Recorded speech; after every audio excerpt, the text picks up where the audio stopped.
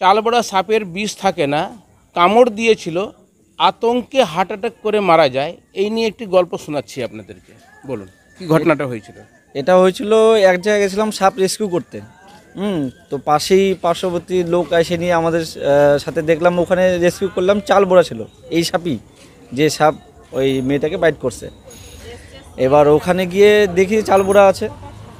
এবার ওখানেই পার্শ্ববর্তী একজন দেখতে আসে সাপ, কী সাপ আছে, উনি বলতেছে না এই সাপে লোক মারা যায়। এবার আমরা বলি এই সাপের তো বিষ হয় না, নন ভেনোমাস সাপ। এবার আপনার গুগলে হোক বা যে কোনো জায়গায় হোক সার্চ করে দেখতে পারেন এই সাপের কোনো বিষ হয় না। এবার না, তাও তর্ক বিতর্ক, মানে গ্রামের মানুষ একটু অন্ধবিশ্বাসে থাকে একটু। তো বললো যে সাপের বিষ আছে না, আমার দাদু মারা গেছে। আর না না, এটা কোনো অসম্ভব, মারা যেতে পারে না, বিষই হয় না তো সাপ মারা যাবে কীভাবে।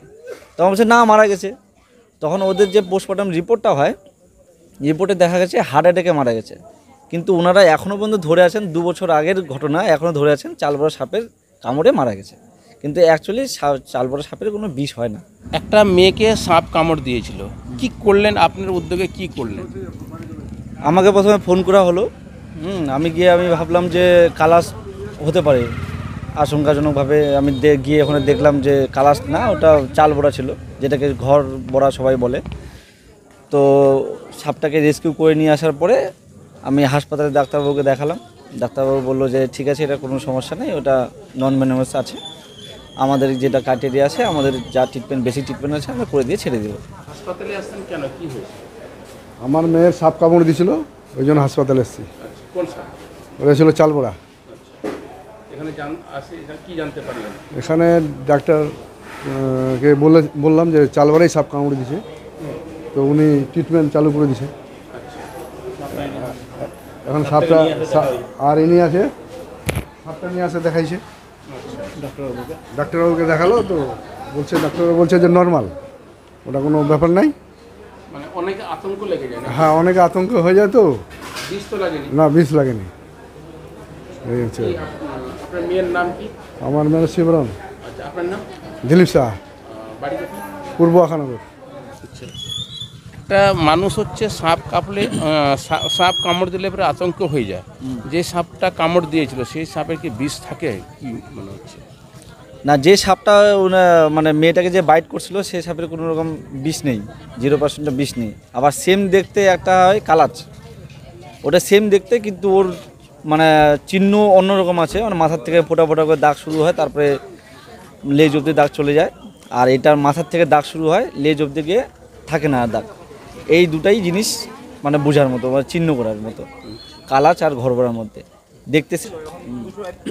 প্রিয় দর্শক, সব সাপের কিন্তু বিষ থাকে না। যদি বিষ না থাকে, আর যদি আপনারা ডাক্তারবাবুকে সঠিকভাবে কোন সাপ কামড় দিয়েছে না বললে কিন্তু আবার কিন্তু একটা সমস্যা হতে পারে।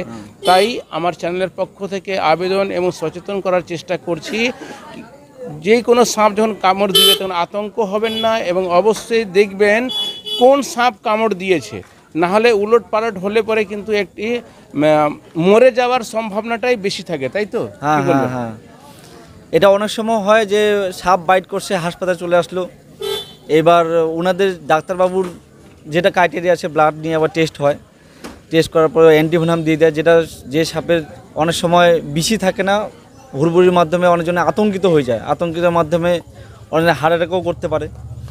এবার তার ফলে হয় হাসপাতালে আসার পরে সাপকে চিহ্ন করাটা সবথেকে বড় হচ্ছে কথা। এবার যারা মানে স্নেক রেস্কিউ করে, যারা সর্পবন্ধু আছে, তাদেরকে ডেকে নিয়ে যদি একবার চেক করা নেয় বা ডাক্তারবাবুকে একবার দেখায় নেয় বা ছবি দেখায়, তাহলে ওদেরও সুবিধা হয়, ডাক্তারবাবুদের সুবিধা হয় ট্রিটমেন্টটা করার। প্রিয় দর্শক, আর একটা, যদি কারো বাড়িতে বা কোনো এলাকাতে সাপ দেখতে পারেন, তাহলে অবশ্যই পিপল ফোর্স অ্যানিমালের সদস্যরা আছে, তাদের সঙ্গে যোগাযোগ করতে পারেন। আপনাদের থেকে যোগাযোগ করতে গেলে যোগাযোগ নাম্বারটা কি এবং আপনার নামটা কি রয়েছে? আমার নাম সোশ্যাল মিডিয়ায় প্রিন্স জাহানুর আছে, আর আমার নাম্বার হচ্ছে 8617865519। আর আমাদেরও সদস্য আছে, কালিয়াগঞ্জ সদস্য আছে, রায়গঞ্জে আছে আমাদের। এবার আমাদেরকে ফোন করলে যে কোনো আমরা জোন বাই জোন চলে যাই। সাপ যদি কেটে নেয় তাহলে কি ব্যবস্থাটা করা উচিত? যদি সাপ বাইট করে, যে জায়গাটাতে সাপ বাইট করবে সেই জায়গাটায় তৎক্ষণাৎ যদি ক্ষারযুক্ত সাবান হোক বা সার্ফ হোক যদি ধুয়ে ফেলা হয়, ওখানে অনেকটা জীবাণু মারা যায়। এবার তারপরে যে জায়গাটায় ক্ষত স্থানে ওখান থেকে শুরু করে নিয়ে একটু গ্যাপ দিয়ে হালকা মৃদুভাবে নিয়ে মানে বাঁধে দেওয়া কাপড় দিয়ে, তারপরে ওই জায়গাটাতে স্থির রাখা, মানে পা হোক বা হাত হোক বা যে কোনো জায়গায় নড়াচড়া ওই জায়গাটাতে করা যাবে না। যদি করা যায় ব্লাড সার্কুলেশনটা একটু কম হবে, তাহলে একটু হলেও মানে বিষটা একটু তখন উঠে না। এবার সঙ্গে সঙ্গে হাসপাতালে হোক বা স্বাস্থ্যকেন্দ্রেতে হোক যাওয়াটা জরুরি, ওঝাগুনির কাছে না যাওয়াটা থেকে। কারণ ওঝাগুনি কোনো দিনও সাপের বিষ বের করতে পারবে না। আমি যদি সিরিঞ্জ দিয়ে কোনো মেডিসিন কোনো মানুষের গায়ে যদি ঢুকিয়ে দিই, ওখান থেকে বের করা মুশকিল আছে, ঝাড়ফুঁক দিয়ে কোনো দিনও বেরো না। সেটাকে মেডিসিনের মারফতেই ওটাকে কাটা, মানে এক প্রকার আছে। তো ওইটাই সবাইকে এক কথাই বলবো যে ওঝাগুনির কাছে না গিয়ে তৎক্ষণাৎ স্বাস্থ্যকেন্দ্র হোক বা হাসপাতালে হোক পেশেন্টকে নিয়ে যাওয়া।